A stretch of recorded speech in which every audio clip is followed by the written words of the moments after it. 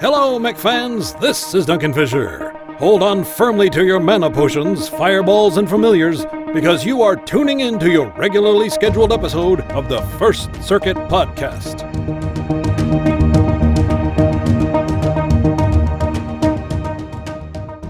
Hey everyone, and welcome to the First Circuit Podcast, episode 101. This is Lark, your casual mech warrior. I'm actually back from a little hiatus. Today we got Old Bob. Hello. Got a Blighter.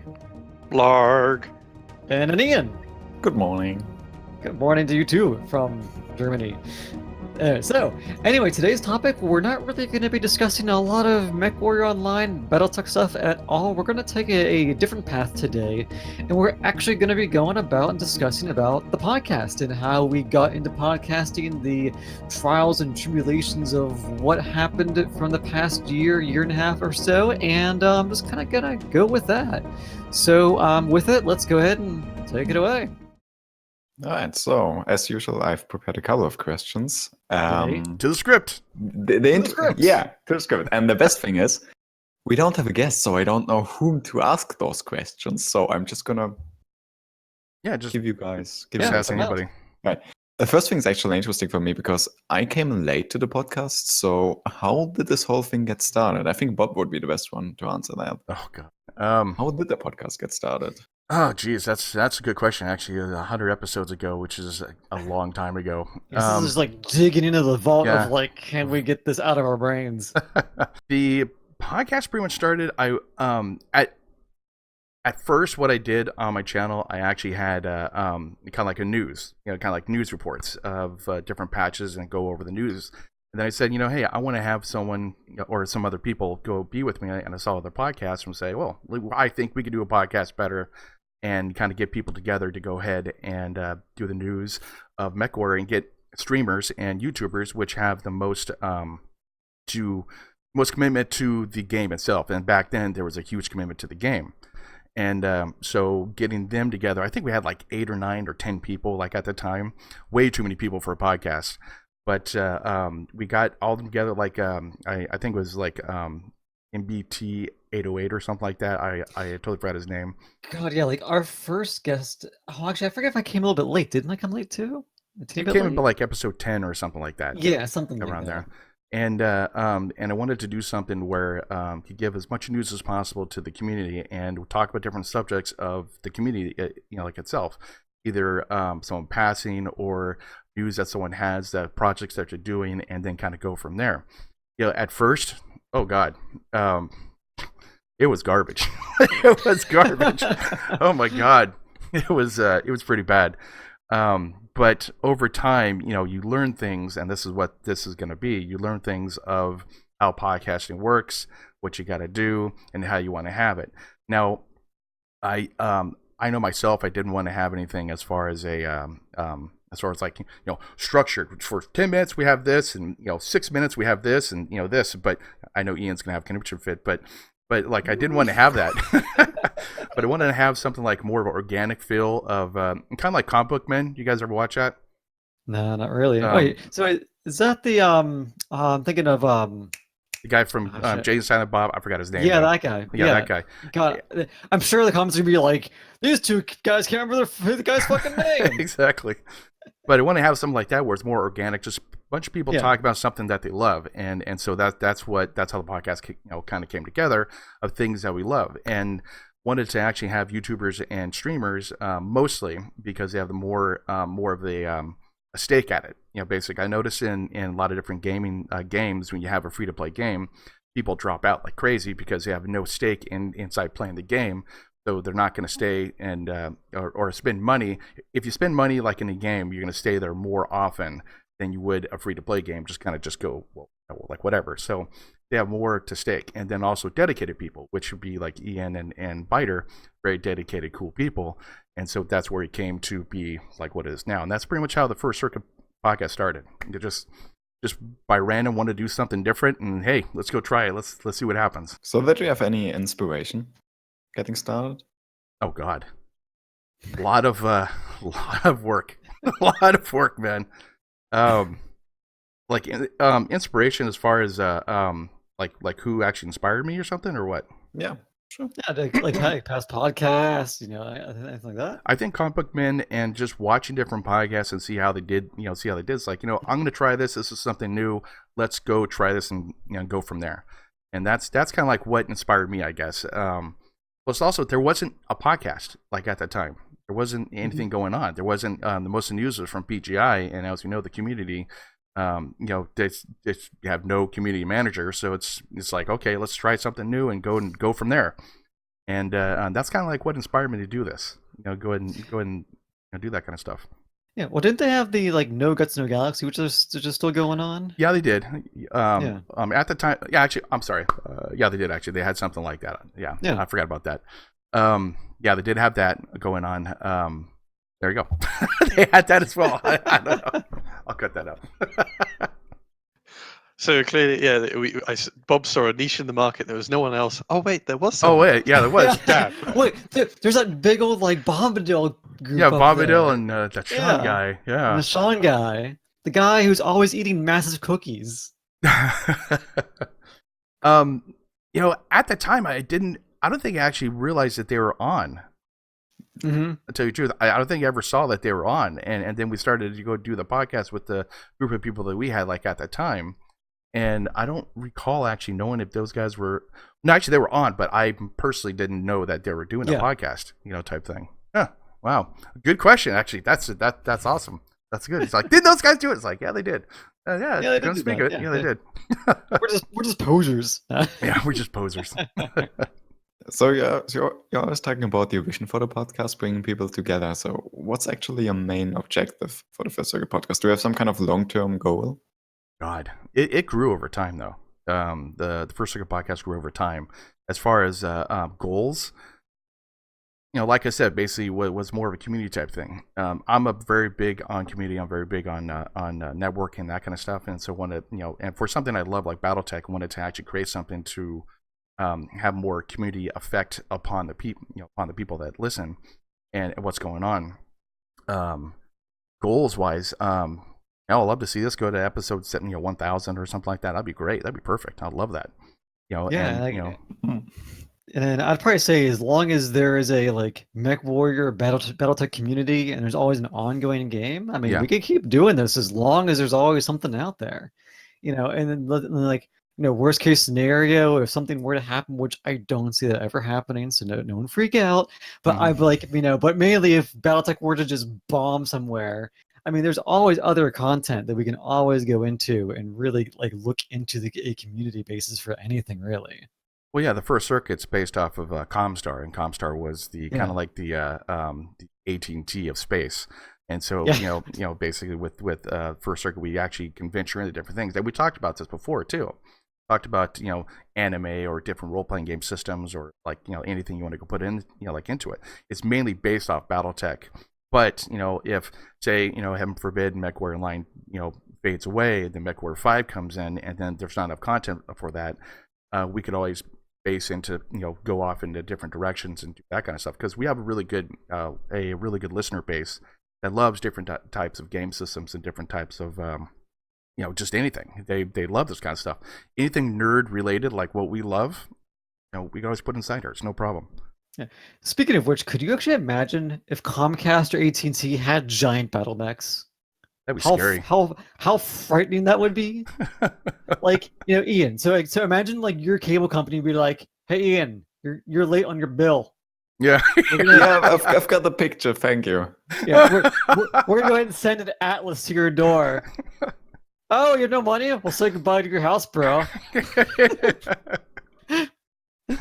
AT&T enforcer squads. just walk out and there's three giant Atlas eye. Yeah. I'm not just imagining someone with a spider coming over and connecting the cable to get the connection going with spiders from up there. God. I think 3 Atli is a little bit overkill. You just need a couple of guy with rifles. Yeah. This is Comcast. We're gonna bring Atlases. Send a fire starter. It's pretty. It's warm. It's economic. Gonna burn everything down. If you're just some local outlet, they're gonna send in a slowpoke. It's all right. You're fine. Oh man. Well, the Slowpoke has a major advantage. It only got a medium laser, which doesn't have ammo, so it's cheaper to operate. Well, what about the Mackie? Yeah, didn't Mackie have like a AC-20 or something like that? AC-10, Yeah, that's Okay, expensive. AC-10, yeah. and stuff. But yeah, you have to pay money for the ammo. Yeah. Whereas, Yeah. that medium laser, you just need maintenance. Yeah, true, And true. Yeah. If you're just terrorizing people in their homes, they're not going to be really able to stand up even to the Slowpoke. Yeah. And the thing about a Slowpoke is it's so cheap, you could just buy a couple thousands, and whenever one breaks, Just just have them in ditch it. storage. Have A like new 100 per town. You know, Comcast has a storage shed back there. 100 per town. If they don't pay up, Right. they send them in. No, I've got a picture of just 100 Slowpokes walking up to me. Just I've going still down got- the highway. It's in my mind. I was just imagining like a novel in the future. Just there's a dystopian planet where they just bought a whole bunch of slowpokes, and it's just a slowpoke in every corner, ready to terrorize the populace. Well, that is Comstar. Right there. That's Comstar, yeah, true. All right, that went off the topic. But Yeah, Which is the point. talking about inspiration, this is the reason I'm doing this podcast, because it's fun. yeah, true. Absolutely. So Yeah, as far as I can tell, at least from what I've seen, there's usually two angles in which you go at. One, which is people just come together and they discuss a topic that they're really passionate about, and the other angle is just it's a bunch of people who get along together, chit-chatting about this, that, and whatever. You can throw them any topic. As for being a successful podcast, being able to keep it running for a long time, well, of course, you need to enjoy discussing it with everyone else there. If there's too much drama or beef within the community, or the podcasting group gets too large, then you start having it splintering apart. And a big part as well is that you don't see necessarily is you always want. Sometimes a lot of podcasts I've seen.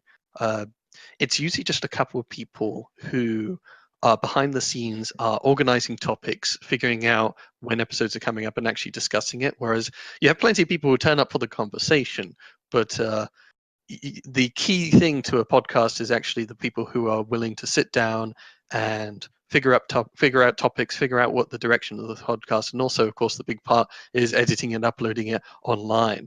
And there's plenty of podcasts where they have people who really enjoy chatting with one another, but the whole producing it, putting it together, making sure schedules work, and uploading it and all that requires people who are dedicated enough to sit down and put in the hard work. Yeah. Basically, as far as uploading and stuff like that, I literally take about maybe 8 to 9 hours per podcast, just editing, uploading pictures, all the information down below, and then also editing and bring it up on SoundCloud and Podbean. So it takes a lot of time to do this, but I enjoy it, and I enjoy talking to everyone, and we have a good conversation, good people that love, just like Butter said, talking about and just having a grand old time. And also too, it's like we all come up with topics, we all kind of structure the podcast how it wants to go. We all do this, and we all have our own input, and then we say, okay, that's a good idea, let's try that, let's do this, and let's do this. And that's how it works. That's how you want to work together as a team, instead of oh no, Biter, I don't like your ideas, screw you, or Ian, oh, your script is so bad. You don't want to have that kind of stuff. And drama is what really destroys a lot of different things from a lot of different groups, no matter how big or small they are. yeah, it's all about That's being true. constructive. Like, Bob, if you don't like my script, that's totally fine. Just write your own, give me feedback. And I such. think it's And- awesome, man. Basically, Alright, to the thanks, script. but- I love it. But hypothetically, so this is how you keep it going. This is how you keep it civil. But yeah, speaking of drama, oh gosh, Bida, your accent is so terrible. Let's add some drama. Let's add some tension to this. Yeah, right. Let's just go ahead and just add more tea to the mix, so people can just watch it. I'm I've gonna never take had your tea. tea and drop it in the harbor. No, that's my job. That's my job. Yeah. I'm you in have to go German. back to I'm Boston. better at that than you. But yeah, Bob also mentioned at least the question was who do you draw from, and this, that, and the other. And yeah, typically at least it is people who are creators, because at least they know what's behind the process, and this, that, and the other. And the thing with creators is that that if you at least look at their content, you can tell if they're a good communicator. The issue with if you just put somebody in front, a random person in front of a mic, a lot of them are going to struggle, or it's just not really that well suited to it. Though, the best media compromise I found was kind of interesting was when I was doing my podcast back in the day. We live streamed it, and we grabbed people from various content creators. And after the podcast, we would have the live stream would continue, but we'd have people on from the audience. And a fair number of people just never really spoke. Some were really terrible at speaking, but some were really actually quite good. So, in the end, though, the podcast is just made out of the people that who are on somewhat your level. So it's people you play the games with. It's fellow creators, usually of a similar number of subscribers as yourself. Like even if you're a YouTube creator, you're not necessarily going to be easily getting PewDiePie or others onto your little podcast or whatever. It's best to approach people of a similar level, because the power dynamics, at least on YouTube, a lot of YouTubers like having compare each other's EPs, the subscriber counts. And if one person has a lot more draw than the others, then they have a lot more say in the podcast. Yeah, actually, you're right about that. And basically, we used to actually have this as a live thing every Friday night, 5 o'clock or 5 p.m. Pacific Standard Time. But that was just hard. That was hard to rush home and do a live podcast. Yeah, of course. That was also on a weekday. So Bob, we would basically rush home, we'd be like at work discussing topics even, and then we would live stream it, and then after that we would then hop into my Discord and do group drops. Yeah. Right afterwards, and and that was fun, but that was like what 4 or 5 hours out of our evening, just a giant chunk of time. Probably even more. And then for Bite on Me, it was like 2 a.m., 3 a.m. Get going, and then until 6 and 7 a.m. So and that's one thing too. Whenever you do podcasts, you got to figure is that if we're doing it across time zones, you got to factor in everyone's time.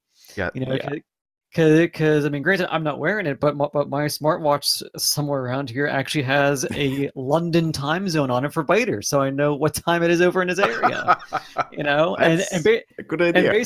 And basically, I never had that on my smartwatch until I began doing the podcast, because I was like, oh wait, I need to consider other people now besides myself. Yeah, that's the hardest thing about organizing podcasts is people from around the world. Ian's from Germany, Biter's from London, or London time, and then Lars is from the East Coast, and then I'm from the West Coast, and so it's completely different. And you really got to consider what's going on. And then also too, when you have guests on, basically like what is your best time, and then you got to coordinate with everyone else what's your best time, and then coordinate back, and then have a back and forth. Like, we could do it at 8 a.m. in the morning. How's that sound, guys? Oh no, that can't work. It's like, okay, let me go back and say, okay, well, how does what would you suggest we do it 11 p.m. or something like that? And it's the hardest thing about podcasts, about coordinating different people. So far, it's been pretty good, but I have nightmares like, oh God, are we gonna have enough people for this podcast? And sometimes it was just me and Biter, but that was fine though, because Biter and I, we really have a good rapport with each other, and I love that. Yeah, and additionally, just one of the hardest things about the time zones isn't necessarily just syncing it all up, but then there's daylight saving times applying different zones. And all that stuff. Times. Like how many times have I been late or early because I mess up the time? I'd say probably twice a year. There were some times, where the time zone would change, and it's like, oh yeah, right, we do that thing over here. We don't know why we do that still. Except for in Arizona, where you don't have that, so which is even more weird. I know. I wish they would just scrap the whole entire thing of was it fall back in the fall, spring ahead in the spring. Yeah, it was done back in the day for farming, and so I don't think we need that anymore or something like that. But I don't know. It was actually the reasons they did daylight saving times was to try and improve people's quality of life, give them more daylight time in the summer to enjoy the sunlight. Okay. And so that's why they were actually fiddling around the time. It wasn't necessarily with farming. It's actually just to try. Yeah. It was an introduction trying to give people more luxury time at better times of the day. But I appreciate it, but yeah, it's not needed. Yeah, there's an interesting question because they're saying, "Oh, we're going to give people more quality time. People work better during when there's more sunlight in the hours." So, yeah, if does say daylight saving times actually improve people's productivity, and conversely, does constantly changing the time zones across different places reduce productivity because everybody's confused Yeah. about the different Yeah. times between different places, and it's one of those things that you can't really calculate. As well as we can tell, though, it has little to no effect other than annoying podcasters and anyone who Yeah. has to do business internationally. Yeah. Yeah. It helps True. them more. But wasn't there a European census where they wanted to get rid of it? And fairly certain the EU wants to get rid of it. Well, America wants to get rid of it too, so there's a lot I of think there's people. been talk about it in Europe. But then again, it's not like EU business is going to affect you anytime soon, so that's fine. Well, who knows? We might just be negotiating till the end of time. That's the way the way they want it. God, Nice. it's such a mess. Yeah, what's happening with just a quick Quick off topic. quickly, what's happening How with are that? you supposed to make that quick? I don't know. Just like, are they messing up or what's happening like with that? Because I don't listen to to the world news on Well, that. Bob, let me tell you a story. But Bida has the better accent to Okay, tell just this. quick, just The better quickly. accent. I mean, Make it British. obviously, Okay, that's enough time. You can't talk about it. It's going Make it splendid. British. It's going splendid. Why? yeah. So there's been a lot of talk about many European countries of leaving the European Union. That's been bubbling up in the United Kingdom. The Tories, to try and win over votes, said we would have a referendum on the matter, and have the referendum, and they got the result that they weren't really looking for, which was to leave, which oddly enough meant the majority of our political establishment and those in power are very much wanting to remain in the European Union, but the majority of England and across a fair number across the UK, just we barely won out with the leave vote. And so all of a sudden we have a democratic mandate to leave and nobody who really wants to do it, and there was no real plan to do it. So at least the whole humdrum now is more just due to the fact that Parliament, the Tories have lost their slim majority, and so Parliament is just sitting around saying, "We're going to discuss Brexit to the end of time, and we're not leaving until we find a deal that we're happy with." Well, how about this deal? No, we don't want that. How about this? Yeah. No, just leave without a deal. I mean, no, we don't want anything. We're just going to sit around doing bugger all. And Someone sounds frustrated. otherwise, I mean, the victory was by a very slim minority. It was sort of a big, huge opinion poll that radically changed the direction of the nation. As far as Europe is concerned, they have set in the negotiations. They're like, okay, first we're going to discuss how much money you're going to be giving us, and then we can discuss terms. Etc., etc. And the European Union has their shit a lot more together, and they are planning to. They say, okay, the United Kingdom has a lot of interests and ideals that the UK operates very differently from the EU. At least it has very different political goals, which means there's a lot of things that if we're trying to split with the EU, we're like, oh, we'll want to have an open border with Northern Ireland, but we want to make sure that we still control immigration into our country. We want to do this, that, and the other. And in the end, the European Union is sort of saying, well, you can't just be basically a member of the European Union and leave at the same time. That's not exactly. We can't just give you everything, and so we're just going to give you really harsh terms, and you're going to, in the end, have to have a no deal. But our parliament and whatnot doesn't want a no deal. So in the end, the UK just is fractured very strongly politically with the political class bickering about how they want to do a thing that they don't want to do. And the European Union is not going to be giving us a life raft unless maybe at the last second, but really not. They're not good. They're not interested because obviously from the European Union's perspective, they don't want to be super uber duper nice to everybody who wants to leave, because then why doesn't everyone just leave? Exactly. So At least if you imagine it's you're trying to negotiate with your boss for better pay, and you get all the workers together, and all of you say and all of them, most of them are sort of saying, I like my job, and then you're like, well, okay, we're going to try and negotiate better pay, but nobody really knows what terms they're gonna do it, and so just all the workers are bickering amongst each other, just tea flying everywhere. And the boss is like, I'll just let that play out. Yeah, just Damn. wow. Well, Yeah, you know, that's a lot. Drink my tea. Let's drink more tea. okay. Yeah, but anyway, onto the script. Onto the script.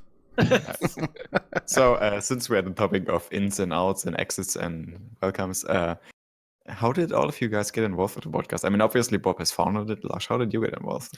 Well, I think Bob was, he said it earlier, is right, where I came in at about episode 10. It's one of those things where I almost forget, like, how I really came in, because, like, I think you just kind of approached me and said, hey, like, I'm doing this podcast thing.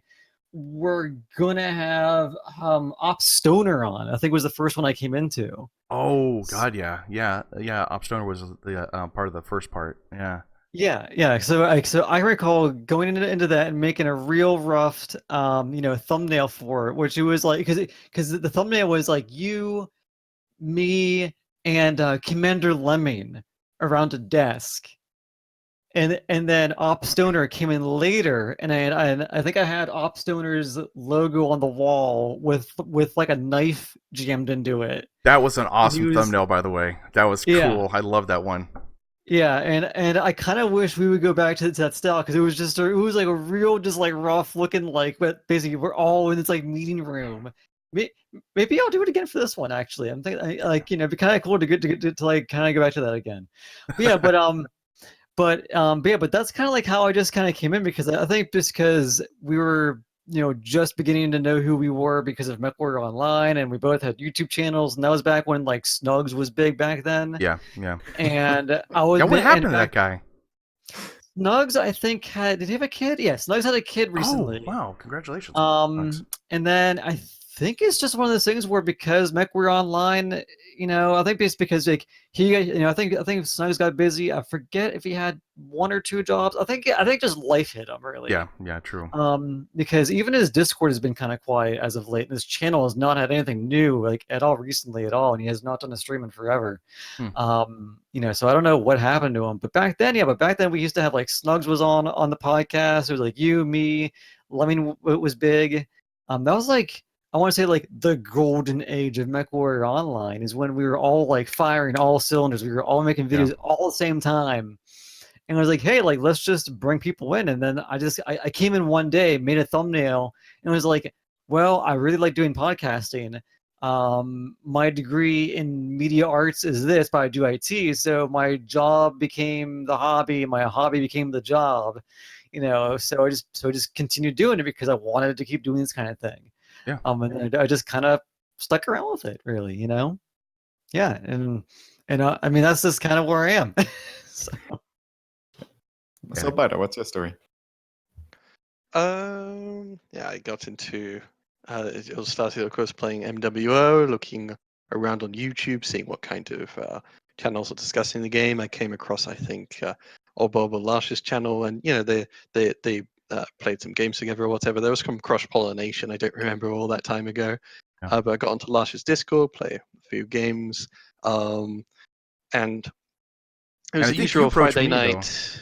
Yeah, it was usual like Friday night games or whatever. You're mentioning the podcast, and I say, oh, hey, could I join the podcast? I have some podcasting experience, and I enjoyed the podcast and went from there. And I was just trying to look, because we talked like it was Lars and Oldbobs for the first few decades, and then me and Ian came in afterwards. But going so long back.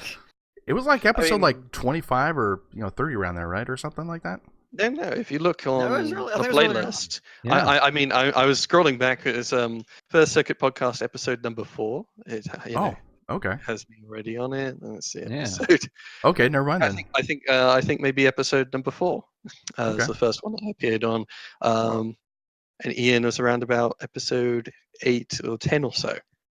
So and how about Lars we've then? been around for a while. Yeah. Yeah, I'm going back to my channel here just to check out because like I have some playlists built because I have not uploaded a podcast to my channel because we kind of consolidated more or less to your channel. Yeah, wanted it on everyone's channel basically, because one of the like I said, it's a whole community thing, as far as like and plus also to boost other channels because I'm a big networking type person, so to boost other people inside their channels and get as much exposure as possible is the best thing. Plus also obviously it makes you guys even better too. It lifts everyone up. I think both, just what I can tell, I think both me and Lars first appeared on episode 4, and I was listed as a special guest. Yeah. Whereas Lars is assumed to be already there, part of the podcast. Okay. Correct. And yeah, all I did was ask to be on the podcast, and it just went from there. And I took at least I used my experience from previous podcasts to discuss a lot of things like because Bob was like talking podcast every week, but I was saying, okay, what kind of things are we going to cover? And at least with my podcast, the experience I had at the end was a question of fatigue. And I said the thing is, if you cover it every single week and it's always just the same mundane news, I mean, we have this problem sort of going into Mechwarrior 5 now. Mechwarrior Online right now is obviously there's only really sales and events, and they're mostly the same every week. So it's not much of a discussion. It gets really tiresome if you just do, hundreds upon hundreds of episodes discussing every week's events and sales. It's really repetitive. It's really boring, and you lose interest. But that's why we actually have other, like topics we actually, think up during the week. Like, we want to do a, podcast 101. That's another thing. Plus, also other things we add in, which is even better as well. Yeah, but even for a while since we got. After that, we did lots of one-off episodes just talking about this, that, or the other, our ideas for how to expand the game, and that was very much because we were talking about how many times should we do this every week or every other week? Should we? What kind of topics we should cover, etc., etc. And so even though I was just a random player to Old Bob on Discord, took a lot of part in the discussions of how things should be formed on the First Circuit podcast, at least in the early days. And it's great you came on too. I mean, basically, you're the tech guy. Basically, all the different ins and outs about like this laser system has goes forward. This kind of stuff. And that's what you like excel at, and that's awesome. That's a really good. It's a really good technical thing that actually you have that ability to go to do that most people don't. Yeah, in Mechwarrior Online, I can give all the details and obscure quirks that I like playing. Yeah, exactly. Into. Exactly.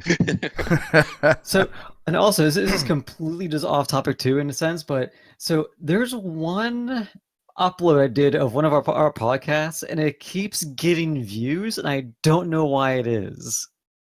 But, do you keep clicking refresh, Lars? No, I do not. I do not do that.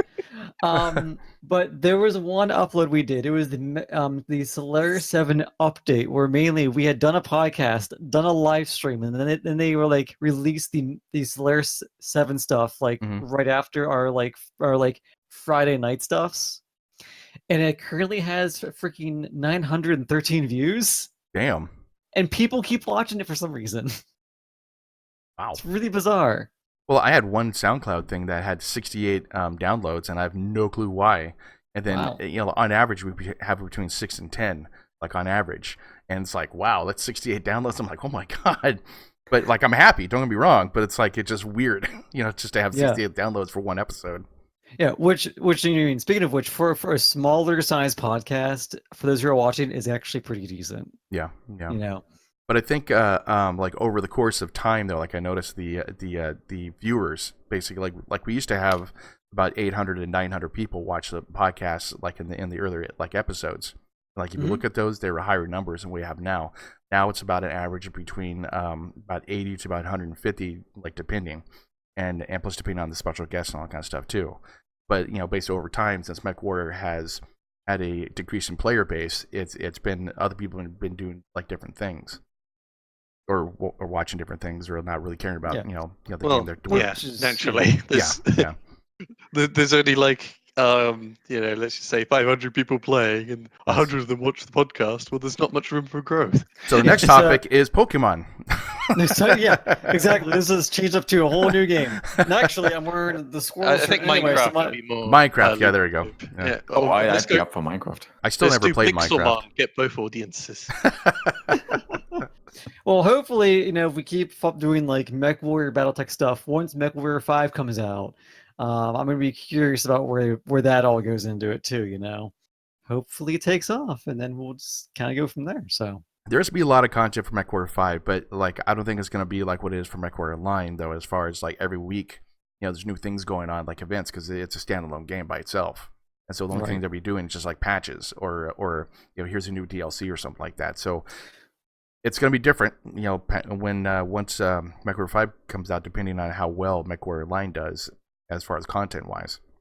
Well, that's the thing, is that's what made MechWarrior Online really good for content creators like us, for about 3-4 years running, is that every month there was like a new mech. Every month there was like a really big patch, and then like every so many years you'd have like a giant massive update like Solaris 7 or the clan invasion. Yeah.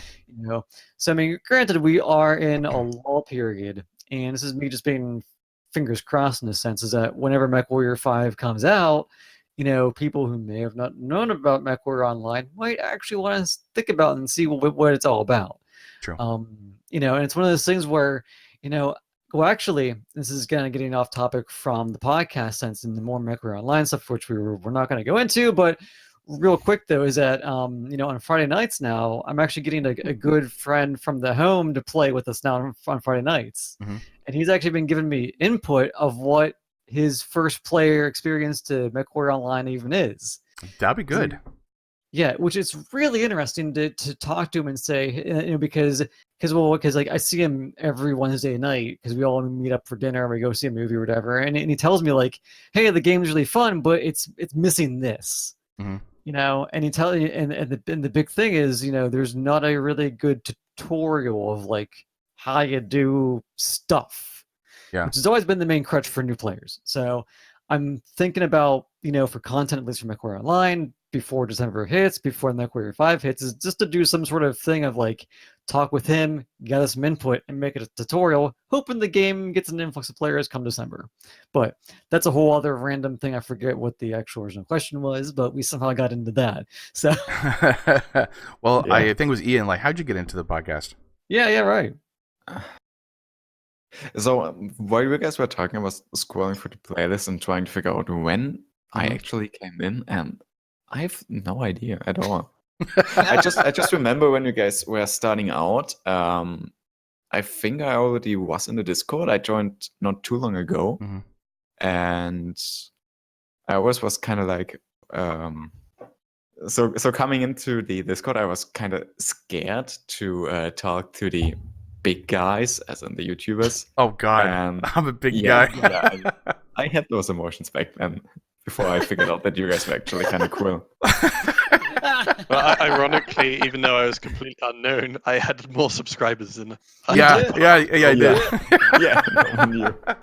So at some point, you guys started doing the podcast, and I was like, okay, podcast, it's a really cool thing. I like talking. And this would be a great opportunity for me to practice English, because, as you probably still hear, my English is. And yeah, anyway, I was always scared to ask whether I could join. And so at some point, you just approached me, and I was like, "Yes, please, I want to join." Yeah, and it turned out good, And it turned out. I have no idea when. I think it was about episode 20-ish. I don't think I see you listed on episode 11. Okay. Oh, really? Sorry, 12, I think, actually. Guys, don't watch those episodes. Don't watch those past episodes. They're horrific. Rough. Yeah, a few were really rough, man. Yeah, the earliest I see you listed is episode 12. But early on, I have to keep poking Old Bob to credit everyone who was taking part. That's something that I definitely work on as much as I can, though. Like, and I appreciate Biter saying, "Hey, add this guy in there too." It's like, oh, okay, then. Thanks. Yeah. I totally forgot about him, but one thing helps me keep track of who actually appeared. Yes, it does. And it's so weird going through my own playlist too, because like back then, whenever we were doing like cross-channel uploads, like because your podcast and my podcast are actually different if you think about it. Well, like I 'Cause- was using Windows Movie Maker to go do my edits. Yeah, and then a while ago. mainly, yeah, and back then I was still, and back then, I mean, granted, I still am. I'm editing on Premiere, Hmm. and back then I was like, I would add in like random cuts and stuff like that, and Okay. like other like audio underlays back then and everything, until just work hit me too hard, and I was like, I can't keep doing this. Yeah, it's hard. My Saturdays are pretty much screwed, and so I can't really do much on Saturdays except for just edit and plus upload to get everything done. So my Sundays will be free. Because if not, I'll get to do it on Sundays. We've come full circle.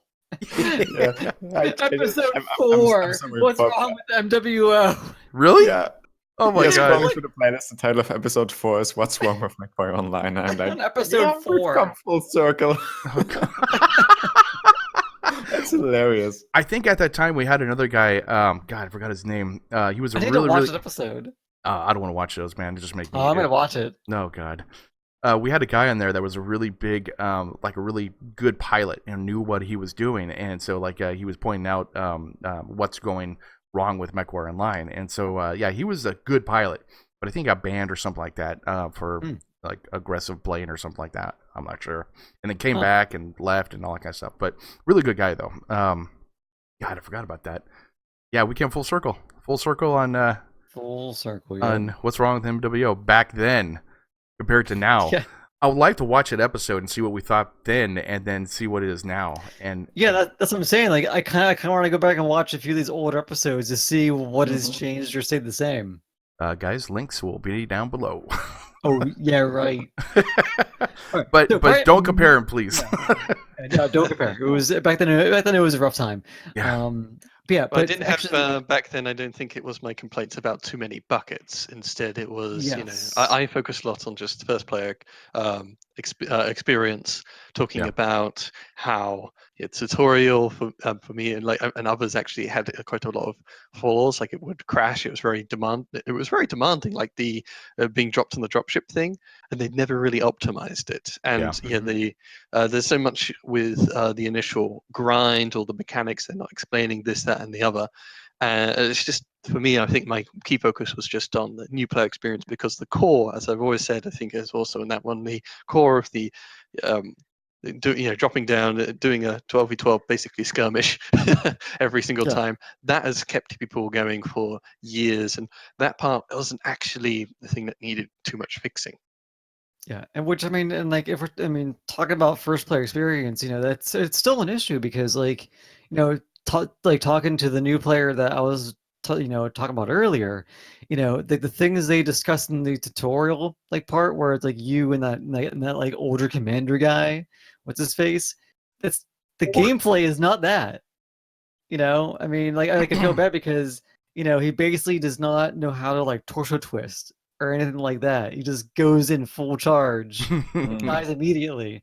But there's no discussion, The big issue is that you don't really have a clue how the building system works, where you should actually spend your credits, or what a good mech is. And that's one thing too. There's so many mechs in the game, even more with every month having a new mech pack.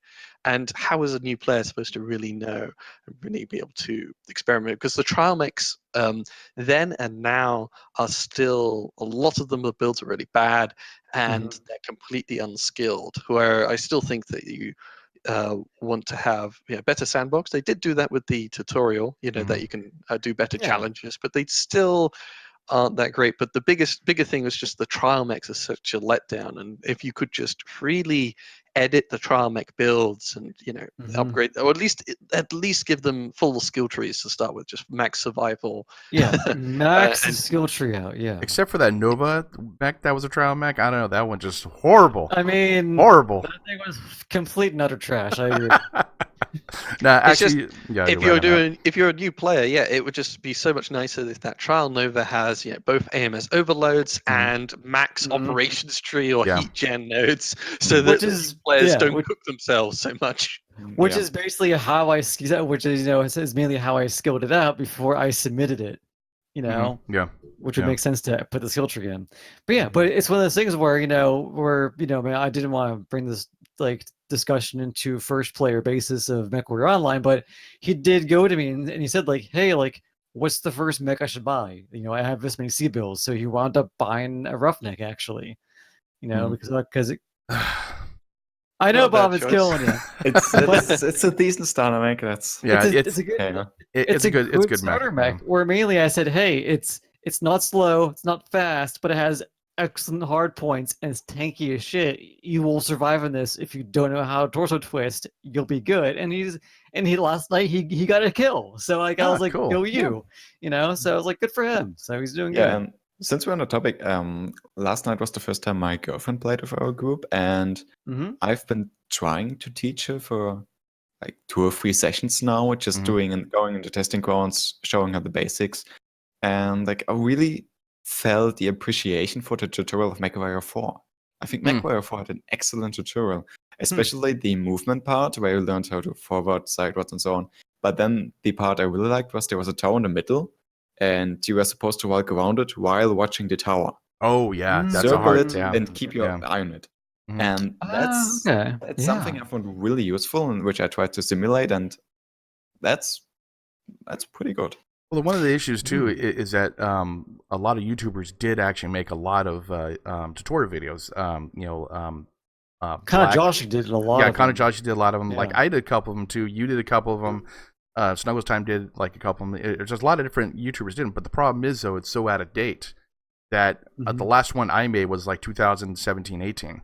So it's way out of date compared to what it is now, and it has a basic. So, but the problem is it's just way out of date for the game keeps on changing as far as how things work. Basic. Though the YouTube videos are still somewhat the better resources, even if they're 2 years out of date, Yeah, because that's the otherwise thing. you have a 2 years out of date, barely done recent wiki, or like a 5-year out of date wiki. Which doesn't even include the skill tree. I forgot they even had a wiki, man. I forgot they even had that. It's barely a wiki. I mean, a lot of those old tips are still very valid. Like the most important one: never ever sell battle max. Yeah, I never do that. That's still primary. So, and yeah, speaking of which, if anyone is really interested in getting new people in, I do have 2 accounts that I don't use, which have the 2 last years free max. So. Oh, cool. Just putting that out there potentially if someone's interested. And you still get a free name change, I believe, as well. That I don't know. Yeah, actually, like every account does. Yeah, every account does. There are full max on it. So I changed mine from Triskin to old Bob, so you get one free, and after that it's like 4,500. Yeah, but anyway, I say back to the script real quick. Back to the script. Back to the script, right. because So Ian, what did you have next? Yeah, next thing. I think this goes back to Bob kinda. How do you think the podcast achieved its objectives so far? I mean, I think so. So one of the things is I think it does achieve this is the community aspect of it, and we had one of the Mech Warriors pass away, and so we talked about it, basically, and then also like charities that happen. I think PJ had a charity, and we all kind of banded together, kind of did that kind of thing, talked about it, tried to get the message out. That's the whole point of the podcast, is get the message out about the community.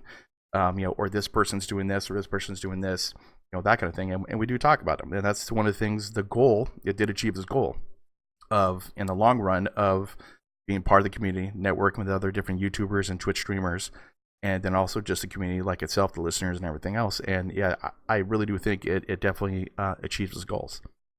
I mean, I like more, but obviously everyone wants more. But I think it did a very good job on that. Initially, we reached out to a whole slew of YouTube channels, got lots of people in, lots of people dropped out, and plenty, of course, have moved on from the game. Yeah. And we've got a set group of regulars. It's moved on more that we've gotten people from the actual development studios. Yeah. So like Mitch, of course, from episode 100, but Buck and others as well. Just talking about BattleTech and their hands in it. So we're much more actually talking to those in the industry rather than YouTube. And part of that, I think, as we mentioned before, is just that Mechwarrior Online is a shrinking game, and it just is not. I haven't really been aware of that many new channels cropping up And in fact, even some of the big channels, kind of Joshi and whatnot, is moved ending on. up and Yeah. they're Yeah, moving on from Mechwarrior I mean, Online. he's done. Yeah. Yeah. I would like to say there's a void for people to start up right now because so many big guys are leaving, but I mean, the audience is also kind of leaving, so. But That's the one thing too. Yeah. Things do change though. Like podcasts change, channels change, things change in life, and so like just like we talked about, might have an anime section, where Lars and Biter get into it about talking about anime, or I might get into role playing games, or talk about role playing games, like something that's out there. So does it mean I'm allowed to do a solo hentai section? A solo I what? mean, Hentai? Hentai? oh, hentai? just Bob went with that. Yeah, I know what it is. No, we can't have hentai. I'm not prepared to get into a discussion to explain, Bob, what that means. So what's no, okay? But things change in podcasting, so it might change later on. We haven't just we kind of mold around on how it's going to change. But like the main focus, obviously, we might talk about Gundam a lot. Who knows? It's just we mold around a bunch of different topics, and might change, might not. It all depends on what's happening with PGI, Mechwarrior Online, Mechwarrior 5, and BattleTech. So it just goes from there. Yeah. So I think there is one thing we didn't begin to talk about is the types of hardware and even software. Is that so Bob? So like I know in YouTube Biter, since you have also like a lot of experience. What were maybe like I don't have no the experience. I mean, what kind of like advice would you give to a person who would want to kickstart their own podcast? Like, what would they need? What would they need to know to buy essentially and get themselves going? I think to start with, all you really need is like a webcam or a headset or anything that records audio.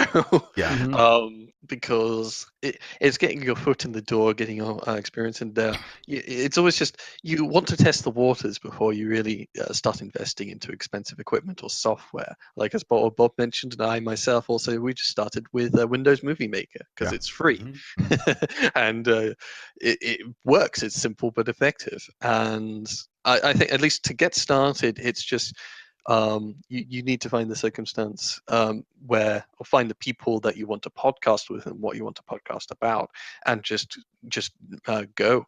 Otherwise, at least it's plenty of people. Yeah, are very. If you want, you get your foot in the door, but then obviously after that, it's all a matter of getting a good visual setup, getting a good audio setup, etc., and how much people really want to go and how much you want to spend on those kind of things. I mean, you can see here all of us have our visuals except one of us, and that's because I only have one webcam and it's not very a good one, and I couldn't be bothered plugging it in. But all these other people here, they like live streaming, so they've set up their live streaming platforms.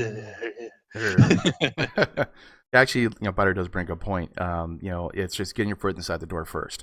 A headset, mic, and a webcam. Basically, I mean, you could do without a webcam. That's not a big deal. We did that for 100 episodes actually, and now we're kind of going off into doing something else. But like I said, it changes like over time. And so like I had the crappy Logitech, that 620 or 412, whatever it's called. Yeah, the real basic camera. Yeah, the real basic camera. I had that, the 720p. I had I was using this, I think, at the first time, like without a blue snowball mic. I still want something you have, which is the what, this thing? Yeah, that thing there. Yeah, I'm pointing to you.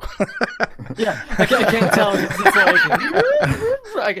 Because to me, this is Biter, this is Ian, and then Bob is up here in my screen. So Ian, Biter, then Lars. Yeah. The locations are going to change according to the viewer. Yeah, I'm on the exactly. bottom right for me. Yeah, I think we're all on the bottom right on our own screen. Yeah. Just, But it changes over time, and I got the blue snowball mic because I wanted better quality, and so went with that. Then I got the the pop filter. Got a pop filter to stop me going puh, doing that kind of thing. So that'll stop that from happening. And then also the software went from like Windows Movie Maker to Cyberlink, Cyberlink 16 or something like that. I forgot what it's called. Yeah, no, like Ian doesn't like it. It's hey, it was $60. I had to get something new. It's $60 for this. Yeah, a long time ago. A long time ago. It was $60 a long time. $60 would get you Sony Vegas. Well, I got Sony Vegas on the cheap, like an older version on Amazon.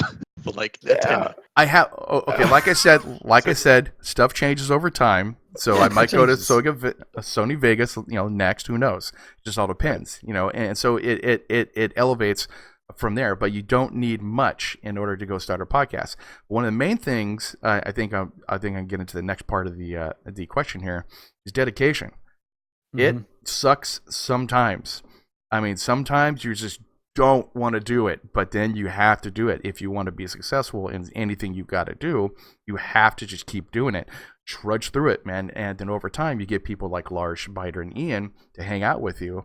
And, I'm very proud of the fact you guys are part of the podcast. You get good people around you to do something with you that you all love. You love talking to each other and love hanging out and everything. You do that kind of stuff. But it takes time, lots of time to go do this.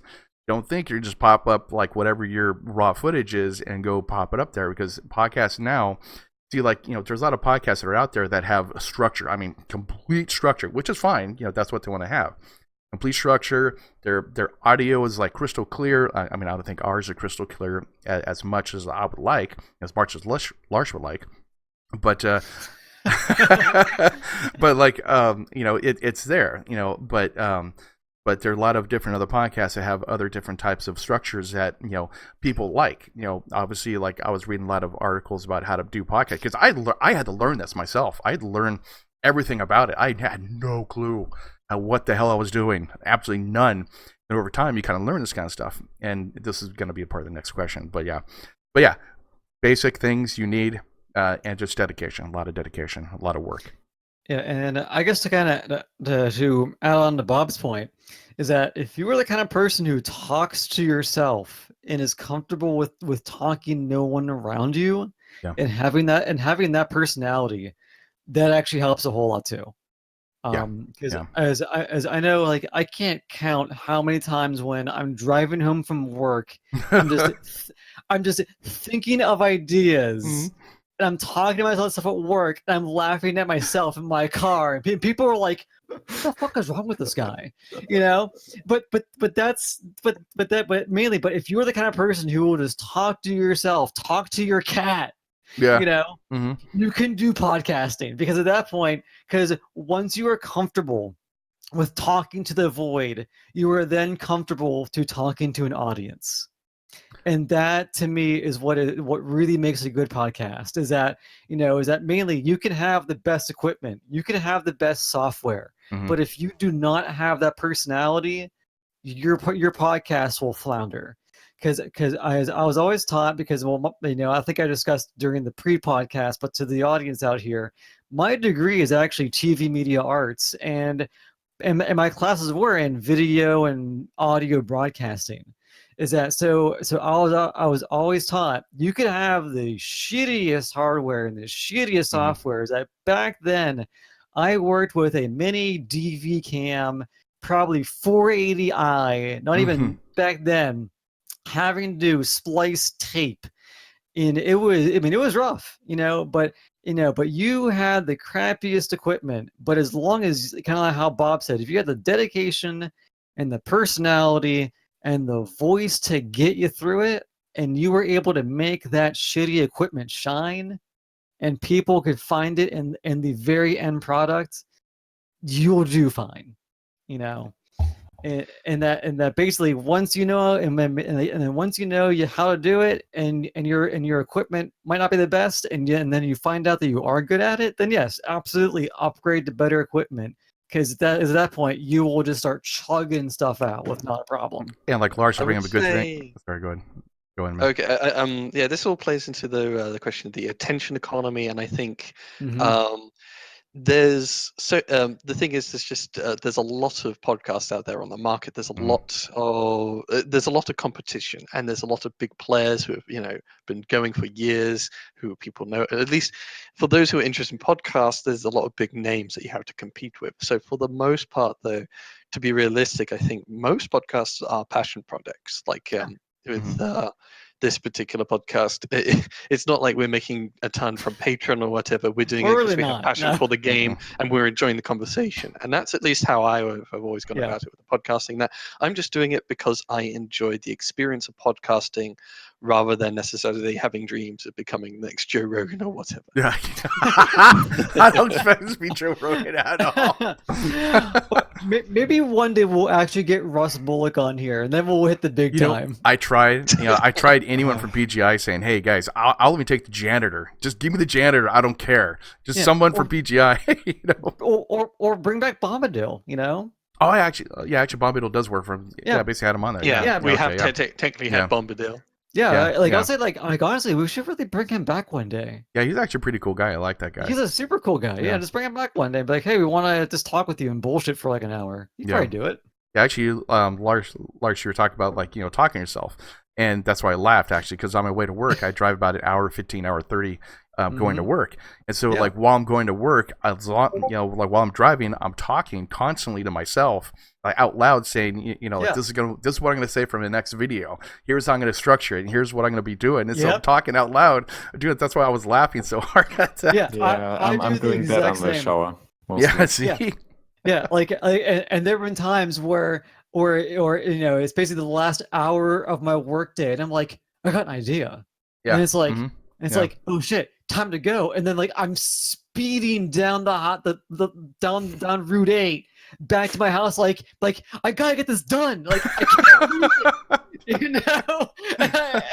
I'm there like hyping myself up to like get this thing like onto my like hard drive to edit this damn video out. Yeah. The First Circuit podcast does not endorse speeding. Yes, we do not. We do not. But there were times where like where mainly if you just the sheer passion to do a video, like it can really just like really push you to do it. Oh yeah, definitely.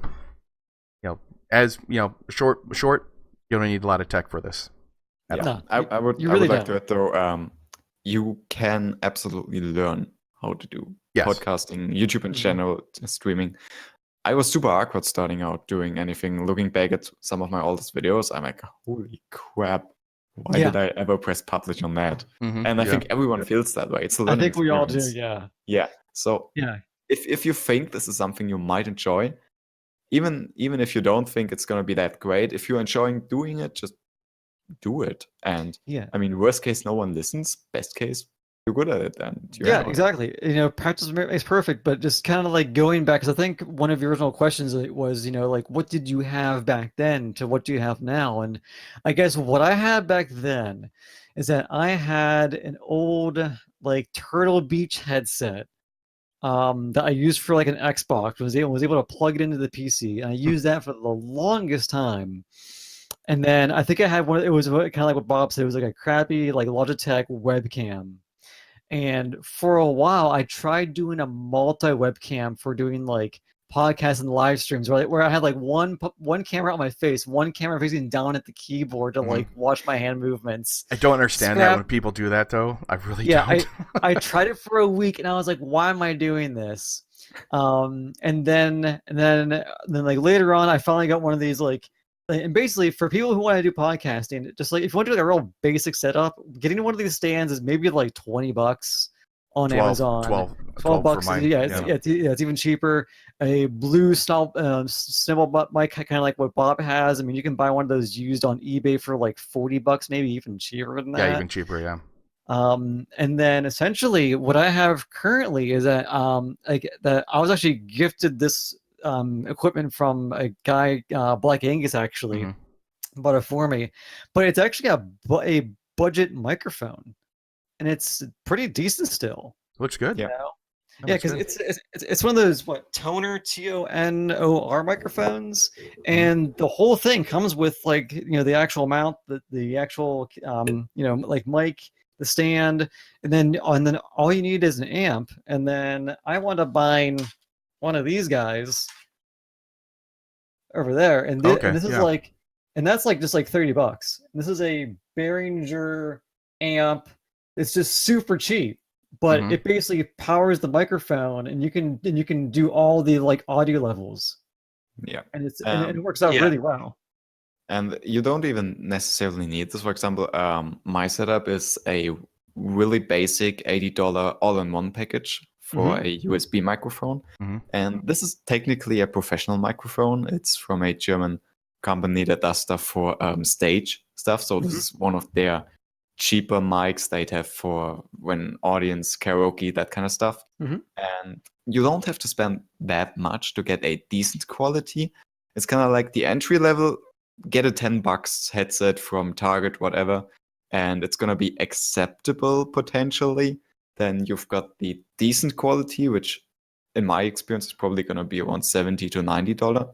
And anything beyond that might sound a bit cooler, but there's a diminishing returns on your investment. You're not going to get $200 value out of a $200 microphone compared to a $80 microphone. Yeah. So don't overspend. That's my main advice when it comes to hardware. I think it's really the hardest part is just the microphone, because it's really hard just looking on the Amazon page, figuring out, will this suit my purposes? Because they don't always necessarily list things where this is actually meant for recording an orchestra, rather than what's the sweet spot of what this is trying to record. And because we struggled, at least me and my girlfriend, we both podcast, and we struggled. Like the microphone she got, she was recommended it by a friend, and it cost a fair amount of money. She saved for it, and it's one of those microphones that picks up everything. So whenever she's podcasting, I have to make sure to not scratch my nose too loudly, otherwise I will overpower her from the next remote.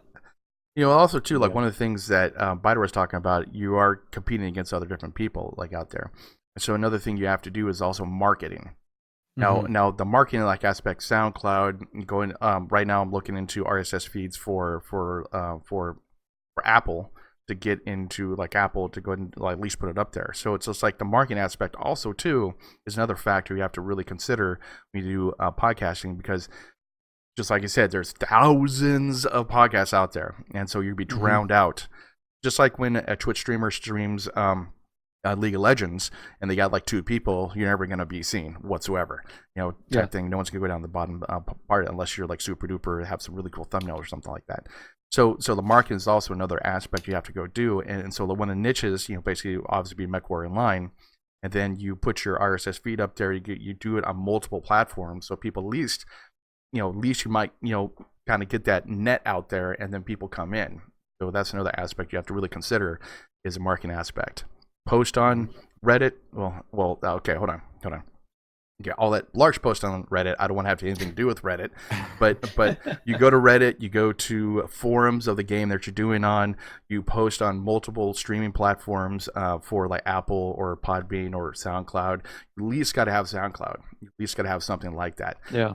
And there's a lot of free places, and unfortunately though, like with us, we not to spend too much money on it, we only have like 3 to 6 hours based off that, and so we have to have the multiple, have to overlap the podcast. So basically, we obviously got to take some off, put the new one on, type thing. So it just goes like from there. But you want to have multiple things you put them on.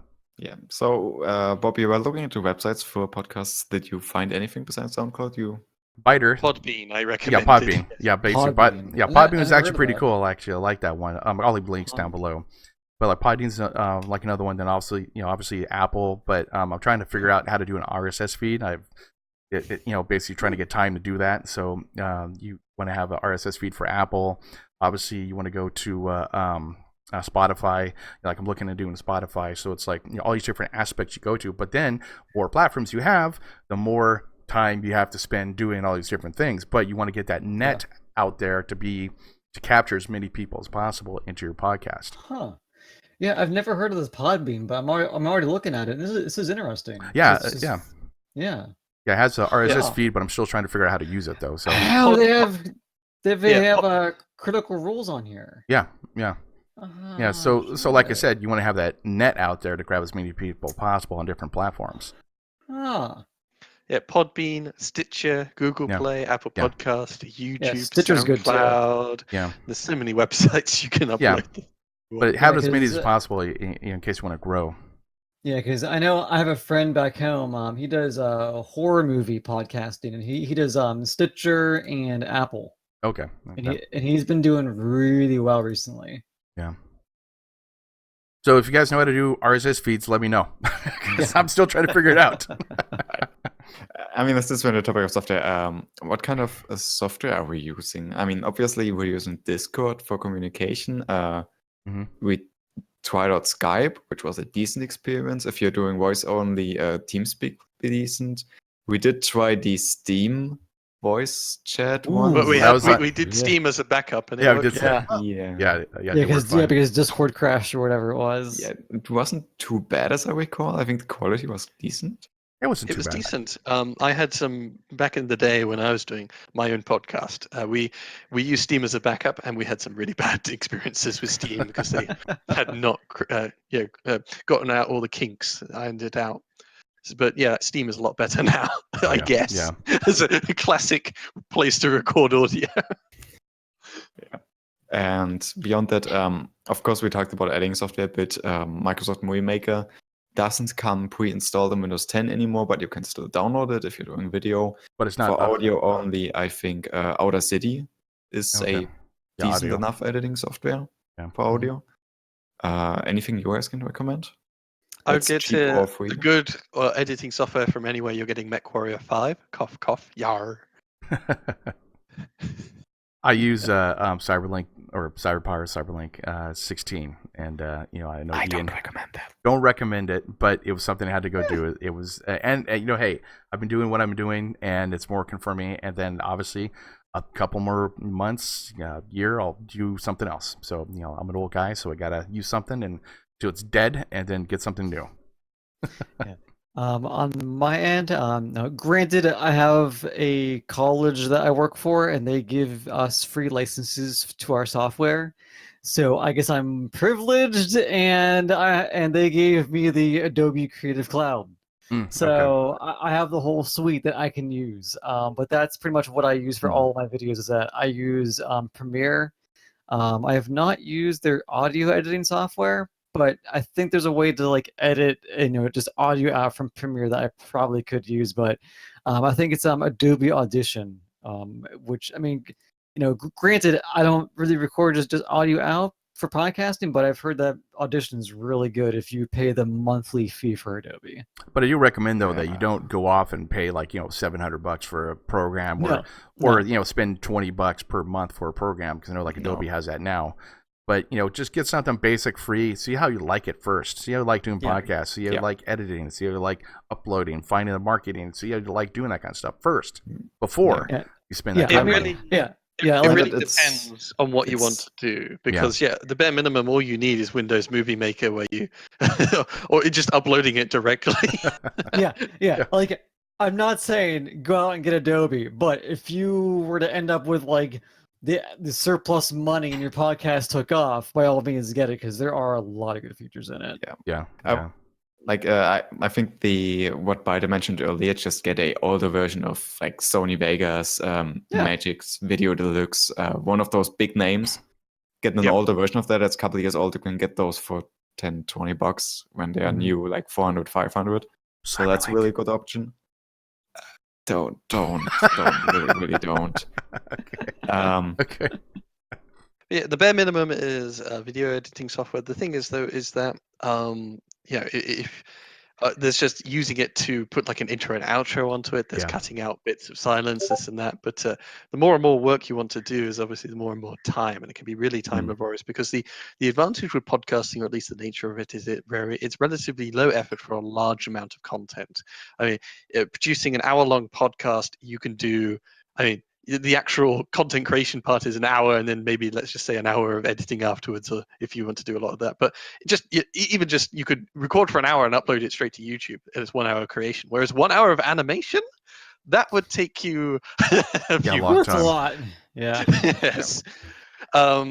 But certainly, if you really are interested in making a higher quality podcast, then you want to have a good editor, much better than just Windows Movie Maker, and you want a good audio editor as well. You want everyone to record their audio stream separately and to give it to the master editor. That way, you can edit out everybody's individual static. You can cut out times. You can rearrange the timeline so when people are talking over one another, you could make it, people hear the end of someone's sentence and then hear the beginning of someone else, and make it all pass out a lot more better. So, and that's the issue with the First Second podcast. We just record it, just straight to one audio video file. We don't record our own separate audio.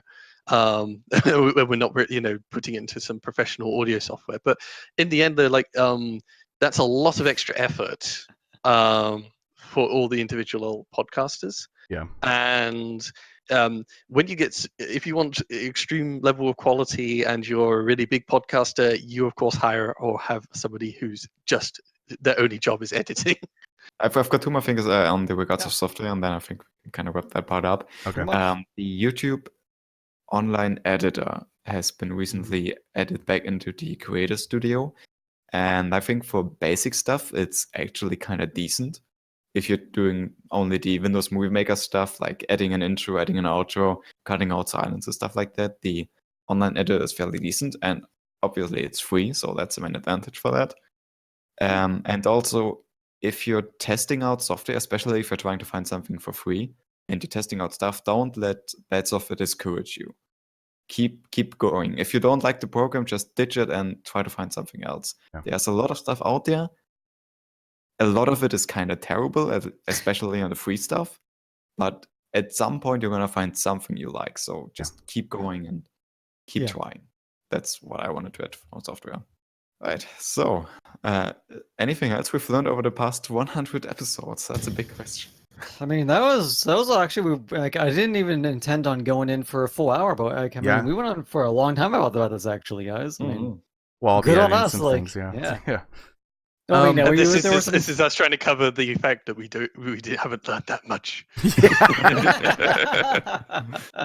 The one thing I learned is surround yourself, just like Mitch said, surround yourself with good people, and basically dedicated people. Biter, Larsh, and Ian, the main group. Surround yourself with them, basically, because they all have a great passion for what they're doing, and we all enjoy talking to each other.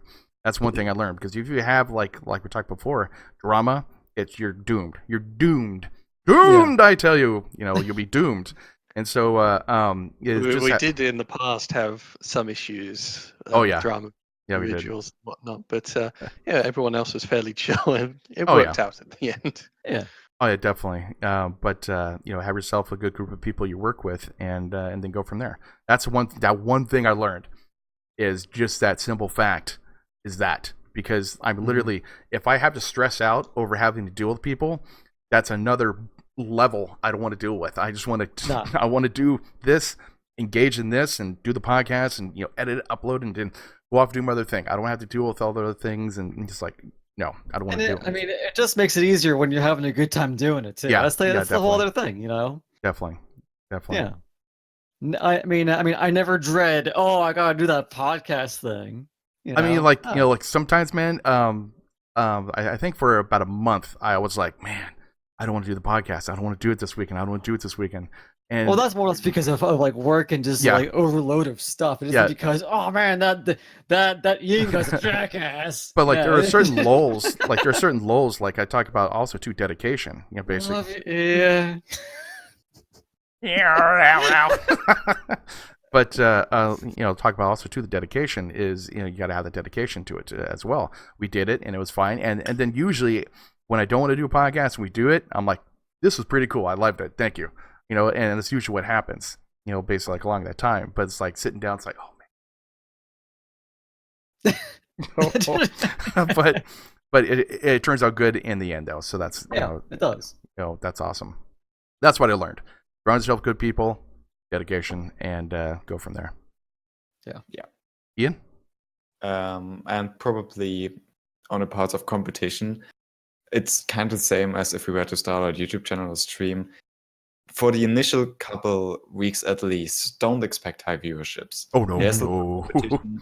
You have to kind of ignore competition. Just do what you enjoy and get yourself out there. And other people are gonna do podcasts, and your audience might listen to those podcasts as well. You can't really influence that. It's not like you're gonna snag people from other audiences necessarily. So ignore competition, as Bob said. Surround yourself with good people, and most importantly, just do what you enjoy, and that's the best way to have success in most things.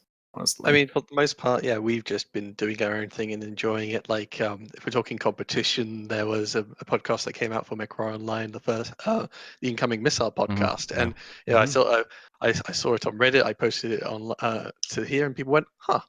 And later on, we went, we could invite them on. Yeah, exactly. they're good people. Vice versa. Yeah. So really, that's all it was. Like we weren't behind closed doors saying, "Oh my God, we got competition," and they're like really trying hard to do high production values. We need to improve. We need to beat them. We need to push them out of the market. This is our must destroy them. Basically you just go in and you just embrace everyone else who's doing it with you, because if you get into that mindset of we got to beat everyone else out, it becomes a chore to do. Yeah, definitely. You can't do that. Yeah, and plus also the Mechwarrior community is really good too. Like we really don't have any competition. I mean, there's the No Guts in the Galaxy. There's Incoming Missile Podcast. There's us, and I don't know if there's any more. Do you know if there's any more podcasts just dedicated to Mechwarrior Online? I remember there was at least one more that's really small, but I don't recall the name or who did it. There was one recently. I forget his name, but his icon is like a microphone wearing a hat. Yeah, I've seen a couple of things on Twitter. I think Bob retweeted a couple of things. I probably did. Yeah, I don't recall the names. But like, there's really no competition. And even like if people think there's competition, there's not. Basically, Incoming Missile Podcast, great group of people. They're awesome. I loved having them on, and I loved being on their podcast. It was a lot of fun. And plus, also, like we have, the community is not like that. There other communities probably say League of Legends or Fortnite. You probably have like, oh, those bastards, they made this about weapon construction or something like that, and we gotta go make something to go counter their stuff. No, it's not. It's nothing like that. It's just cool. Hey, the more people play BattleTech, the better. More people play Mechwarrior Online, the better. More people play Mechwarrior 5, the better. And that's how you got to have the mindset, and don't compare yourself to others. Because I used to do that. I used to. Man, Larch made a good video. My videos suck, and I used to be like that. It's like, oh my God, that was so good. No, it's not your fault. It's my own insecurities that I had at that time. And now I don't care. It's like, cool, you made a cool video. Yeah. I'm gonna do something else. Okay, cool. I'll do whatever. It doesn't really bother me like anymore. Yeah, and like, or Snuggles Time or someone else made a video. It's like, wow, that's freaking awesome, man. Why didn't I think of that? Type thing. It's like, oh man, I didn't think about that. But you can't have that type of mentality, especially for podcasts as well, because Incoming Missile podcast has a different structure than what we have. And so basically, they like we got the docs of 6 minutes for talking like this, 1 minute for talking this, 3 minutes for this. I looked at that going, wow, oh my God, this is completely different from what we had. we tried structure. Yeah, we tried it. Yeah. We tried it. It doesn't work with our group, and I kind of like it that way. Yeah, actually, I like the more organic feel, but that's different. It's different things for different people, and I like the more organic stuff, talking about different things. And I mean, how many times we go off script on this one? We went off script like four to 6 times. It's like, okay, yeah. So you saying Brexit wasn't on the script? Yes. It was. See? That was totally part of planning. Yes. That was planned. Guys, you see, that's why I delete the script as we talk about questions. So this way, in the end, we can just say everything was on the script. This is all planned. It's all planned out. And you can't prove me wrong.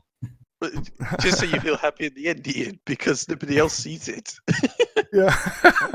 You need to upload your own version with the script, quote unquote.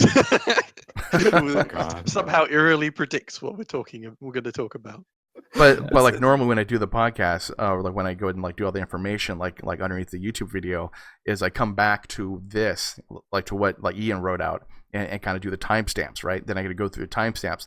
That's why, like on the First Circle podcast for the first 100, first 99 like episodes, it was Mechwarrior 5 or like Mechwarrior. You basically talk about this events, and so I have them up, and then we talk about it, and they all have them. And basically, then it cuts, right? And then that's the next timestamp. It's so easy to go to that timestamp where it changes in the picture, That was my cat.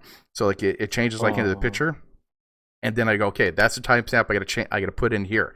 Change another picture, that's the timestamp it changes here, and it makes it so much easier. But now it's gonna be even harder since we're doing video, and or like seeing what we're doing. So I can't really have pictures, so it's gonna be a pain in the ass.